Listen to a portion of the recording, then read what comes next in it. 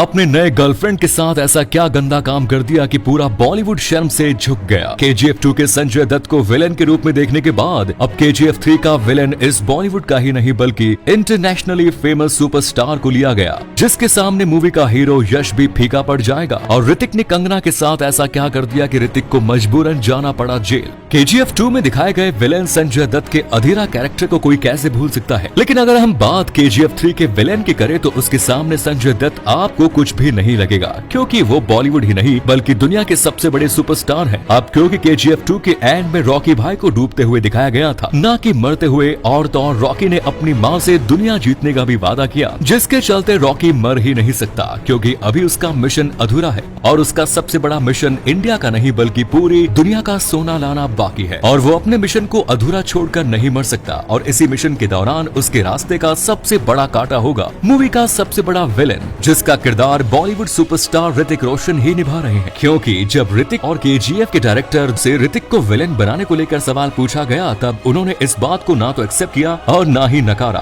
और उल्टा ये भी बोल दिया कि लोग मूवी को लेकर कुछ सही चीजें गैस कर रहे हैं। अब KGF 3 को लेकर ऐसे रूमर्स है कि अक्टूबर के बाद इसकी शूटिंग स्टार्ट होगी, जिसमें ऋतिक रोशन लीड विलेन में नजर आएंगे, और 2024 के एंड तक इसे रिलीज किया जा सकता है। मगर इसी ऋतिक के अच्छे दोस्त आमिर खान की वजह से ऋतिक रोशन को होने जा रहा है करोड़ों का नुकसान। आमिर की मूवी लाल सिंह चड्ढा जो 180 करोड़ के बजट से बनी थी, मगर आमिर की पिछली फिल्म में हिंदू धर्म को लेकर मूवी बनाने और खराब कहानी के चलते ये मूवी मेकर्स के पैसे ली डूबी। इसी दौरान ऋतिक ने अपने पैर पर कुल्हाड़ी पटक ली और लाल सिंह चड्ढा के सपोर्ट में पॉजिटिव ट्वीट कर दिया, जिसके बाद ऑडियंस और बाइकॉट गैंग को ऋतिक का ये ट्वीट जरा भी पसंद नहीं आया, और इसी के चलते अब उनकी आने वाली फिल्म विक्रम वेधा को भी बाइकॉट ट्रेंड करने लगी है। मगर ऋतिक की एक्स वाइफ सुजैन खान से तलाक के बाद ऋतिक ने अपने से 12 साल छोटी लड़की को बनाया अपनी न्यू गर्लफ्रेंड। इन दोनों के प्यार का खुलासा खुद उस लड़की ने किया है, जिसने अपने एक इंस्टाग्राम पोस्ट पर ऋतिक द्वारा किए गए कमेंट का रिप्लाई देते हुए उन्हें स्पेनिश में माई लव लिखा, जो उसके और ऋतिक के रिश्ते को साफ दर्शाता है। रूमर्स थे कि ऋतिक और इस लड़की की मुलाकात एक डेटिंग ऐप पर हुई, लेकिन खबरें हैं कि दोनों ट्विटर पर मिले थे, जिसके बाद दोनों वेकेशंस पर विदेश भी गए। और आपकी जानकारी के लिए बता दूं कि इस लड़की का नाम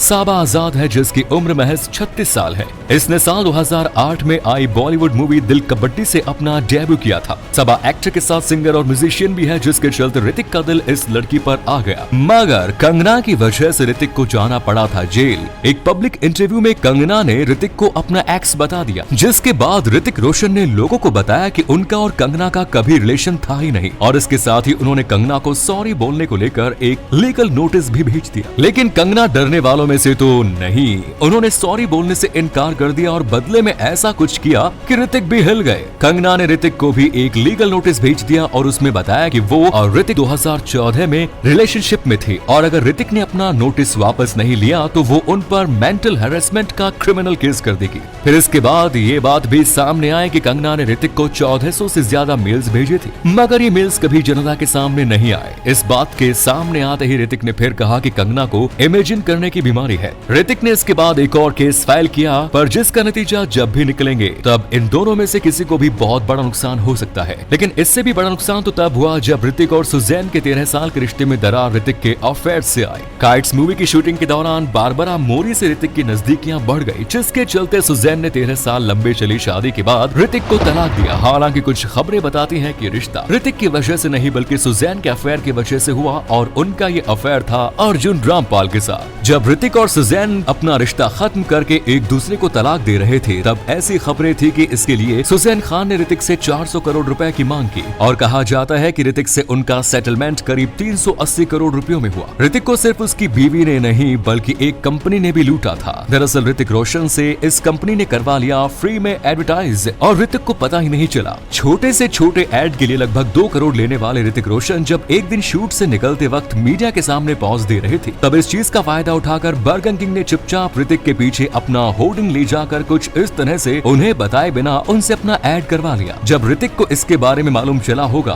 तब उन्होंने बर्गर किंग पर केस किया होगा, पर असलियत ये नहीं, क्योंकि ऋतिक और उनकी टीम ने ऐसा कुछ नहीं किया। और मोस्ट शॉकिंग बात तो ये निकल कर आई कि ऋतिक और बर्गर किंग ने जानबूझकर इस तरह का एड शूट करवाया ताकि इससे बर्गर किंग को तगड़ा प्रमोशन मिल सके। अब इसी प्रमोशन के दौर में साउथ के एक्टर्स कर रहे हैं बॉलीवुड को कंगाल। दरअसल साउथ के एक्टर्स को मिलने वाली ब्रांड डील्स में 3 गुना इजाफा हुआ है, जिसका इसका सीधा नुकसान बॉलीवुड स्टार्स पर पड़ रहा है, क्योंकि रीजनल से निकलकर पूरे इंडिया में फेमस हो चुके साउथ सुपरस्टार को ये डील्स बॉलीवुड स्टार से ही छीन कर दी जा रही है। एक समय था जब कोक, रेड बुल, KFC जैसे बड़े बड़े ब्रांड्स की डील्स बॉलीवुड स्टार्स के पास होती थी, पर अब ये सारी डील्स अकेले अल्लू अर्जुन के पास है। बॉलीवुड अभिनेत्रियों को मिलने वाली डील्स पर भी धीरे धीरे साउथ एक्ट्रेसेस का कब्जा होता जा रहा है, क्योंकि अब किंगफिशर और बोट की ब्रांड डील रश्मिका और मिंत्रा और मंच की ब्रांड डील समांथा के पास दिखाई जा रही है कि बॉलीवुड की अब खत्म होती जा रही है। लेकिन इन बॉलीवुड एक्ट्रेस में से कैटरीना कैफ और आलिया भट्ट ने शेयर मार्केट में खूब सारा पैसा कमाया। 2018 में जब कैटरीना ने 2 करोड़ रुपए न्याक्का कंपनी में इन्वेस्ट किए, तब खुद उन्होंने भी नहीं सोचा था कि महज 3 साल में उनको 22 करोड़ रुपए का रिटर्न मिलेगा। ऐसा ही आलिया के साथ था, क्योंकि